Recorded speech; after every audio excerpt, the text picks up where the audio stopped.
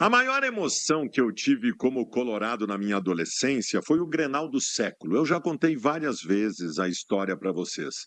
Aquele foi, na década de 80, o primeiro momento da minha vida que eu tive a certeza que até o último dos meus dias, o Internacional faria parte da manhã à noite de tudo que eu faço. E até então é assim. Eu tinha na época 16 anos de idade, eu tenho 52. Não houve um dia da minha vida que eu não tenha me interessado pelo Inter, sabido pelo Inter, trabalhado com o Inter, torcido pelo Inter, indo no estádio pelo Inter.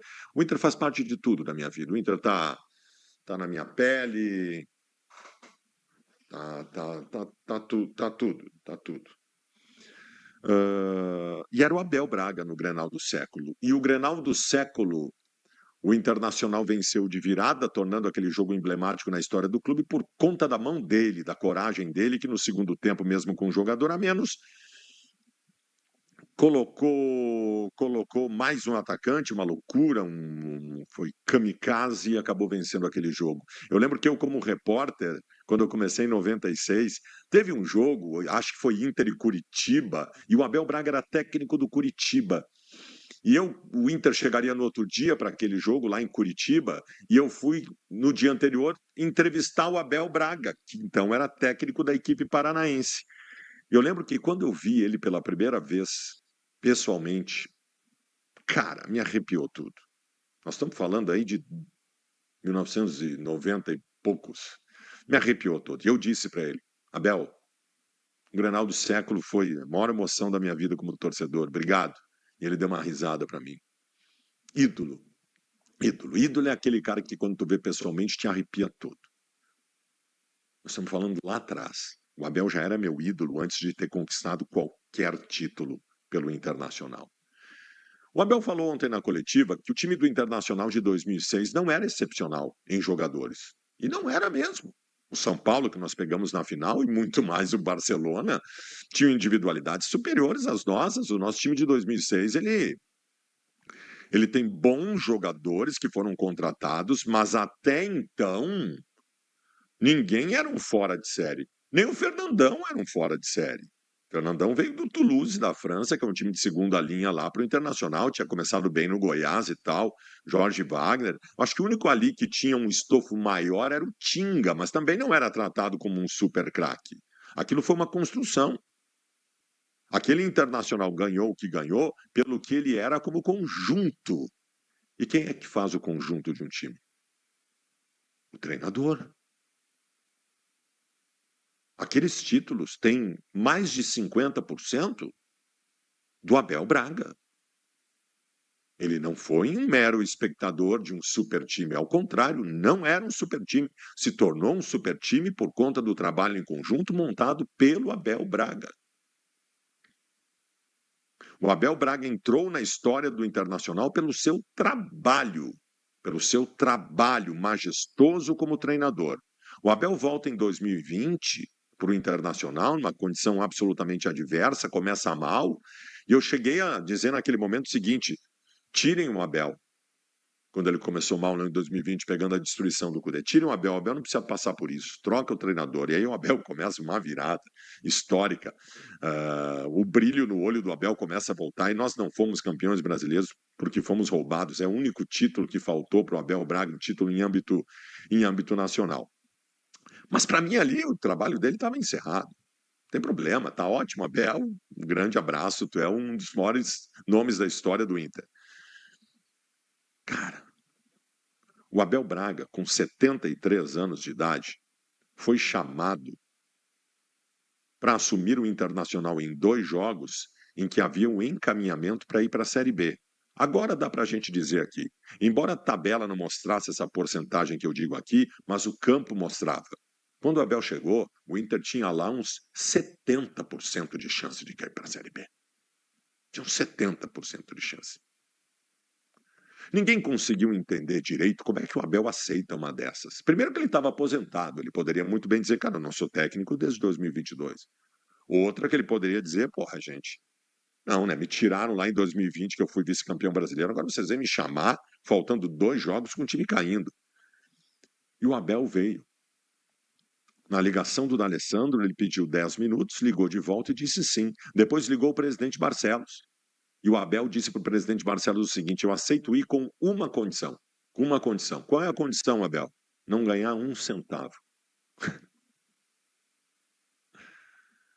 Cara, todos nós temos histórias de demonstração de amor ao nosso clube. Especialmente aqueles mais humildes que deixaram de comprar alguma coisa para casa, de repente, para comprar um ingresso para ver o Internacional. São grandes histórias de amor. Mas essa, essa gente não consegue dimensionar o exato. Essa prova de amor, a gente não consegue dimensionar o exato. O Abel chega no Inter, faz um primeiro jogo que realmente mostrou que talvez nem o Abel conseguisse. Ontem, o Inter conseguiu vencer o Bragantino no Beira-Rio. E aí entra uma outra coisa que o Abel tem, e que isso é um privilégio de pouquíssimos no planeta Terra.